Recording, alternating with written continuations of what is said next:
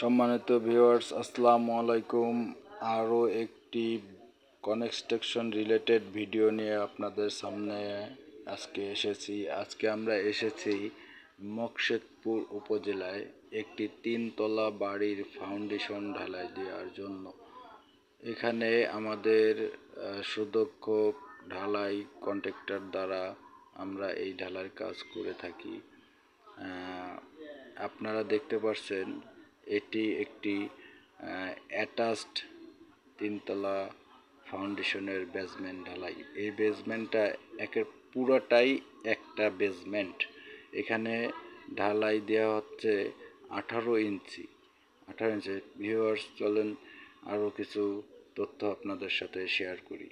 এই বেসমেন্ট ঢালাইয়ের সময় প্রিয় ভিউয়ার্স, আপনারা একটা জিনিস খেয়াল করবেন, বেসমেন্টে জানি 100% ভাইব্রেটর মারা হয়।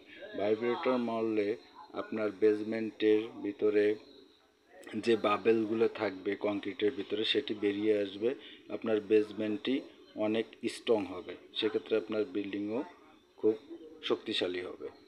আর এই যে লম্বা বেসমেন্টটা দেখতেছেন, এটি 4 কলমের একটি বেসমেন্ট। এর ডান পাশেও 4 কলমের বেসমেন্ট হবে, বাম পাশেও 4 কলমের বেসমেন্টের ঢালাই কাজ করা হবে। আপনাদের আরও একটি জিনিস বলে রাখি, এই বেসমেন্ট ঢালাই দেওয়ার সময় আপনারা বেসমেন্টের চারপাশে পলিথিন জানি কন্ট্রাক্টর সাহেব দিয়ে দেয়, এর দিকে খেয়াল রাখবেন।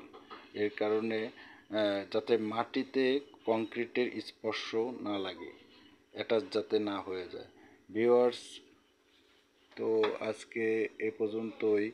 আপনাদের যদি কোনো ঢালাই সংক্রান্ত ব্যাপারে কোনো তথ্য প্রয়োজন হয়, সেক্ষেত্রে স্ক্রিনে দেওয়া নাম্বারে আপনারা আমাদের সাথে যোগাযোগ করতে পারেন, কিংবা আমাদের পেজে কমেন্ট বক্সে আপনারা কমেন্ট করতে পারেন। আশা করি আমরা কমেন্টের জবাব দেব ইনশাল্লাহ। সো ভিউয়ার্স, আমাদের পেজটাকে লাইক, কমেন্ট, শেয়ার করে আমাদের সাথে থাকবেন। খোদা হাফেজ, আসসালামু আলাইকুম।